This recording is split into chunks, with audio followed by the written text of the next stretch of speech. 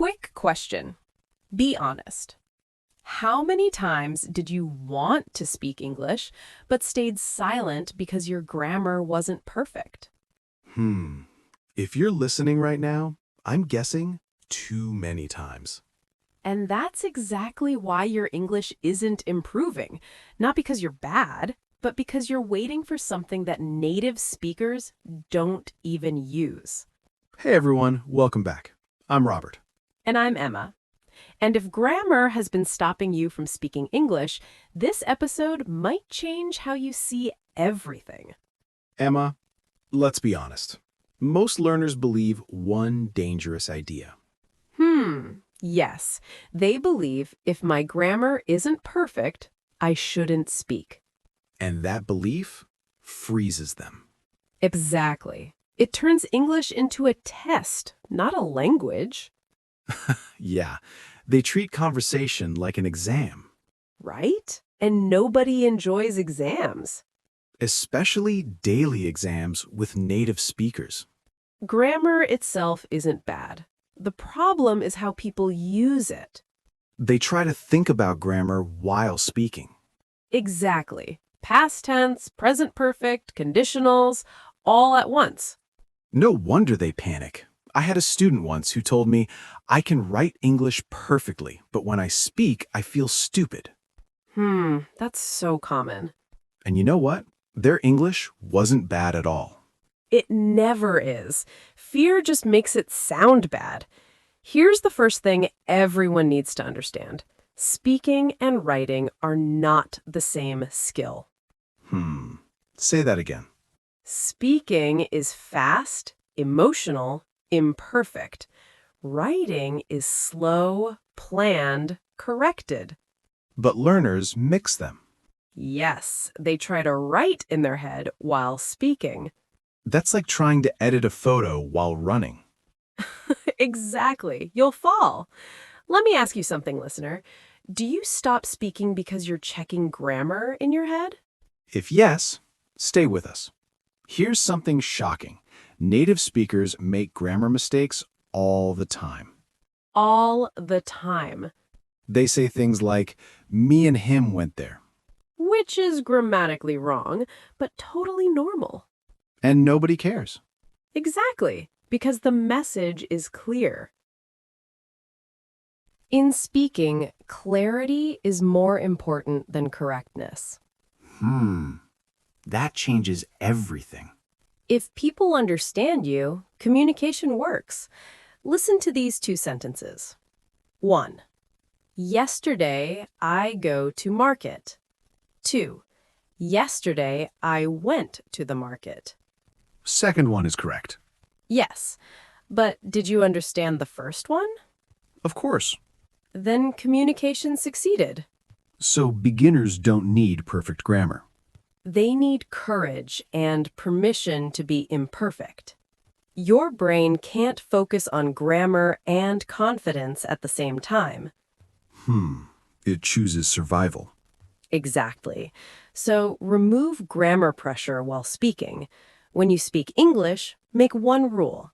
I will not correct myself. That's scary. Yes, but powerful. Your inner grammar teacher will scream. Yes, ignore them. Okay, Emma. If grammar isn't the focus, what should people focus on? Message, emotion, connection. That sounds human. Think about a child learning to speak. They don't know grammar rules. But they communicate perfectly. English is not a test you pass or fail. It's a tool. Yes, and tools don't need to be perfect to work. A hammer doesn't need grammar. Exactly. Try this today. Speak for 1 minute and don't stop for grammar. Just keep going. Yes, even if it feels messy. Emma, we haven't even talked about the biggest grammar lie yet. Yes. The lie that keeps people silent for years. All right, now I need to hear this. We'll break it down next. All right, Emma. You said there's a big grammar lie that keeps people silent for years. I feel like a lot of listeners are waiting for this. Hmm. Yes. And honestly, Robert, this lie is everywhere. Schools, courses, YouTube comments, even teachers repeat it. Okay, what is it? The lie is this: you must fix your grammar while you speak. Oh, yeah. That one hurts. It really does, because the moment you try to fix grammar while speaking, your confidence dies. Let's explain why. Why is fixing grammar while speaking such a problem? Because speaking is real time. There's no pause button in real conversations. Life doesn't wait. Exactly. Your brain has two options: communicate, analyze grammar. You can't do both well at the same time. It's like trying to calculate math while running after a bus. Yes, you'll either miss the bus or get the answer wrong. Let me ask you, listener, have you ever started a sentence and then stopped because you thought, wait, is this correct? If yes, you're not alone. Emma, let's talk about something controversial. Broken English. Yes, people are scared of that phrase. They think broken English equals bad English.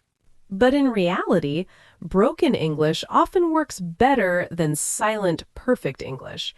Imagine someone says, me no understand this part.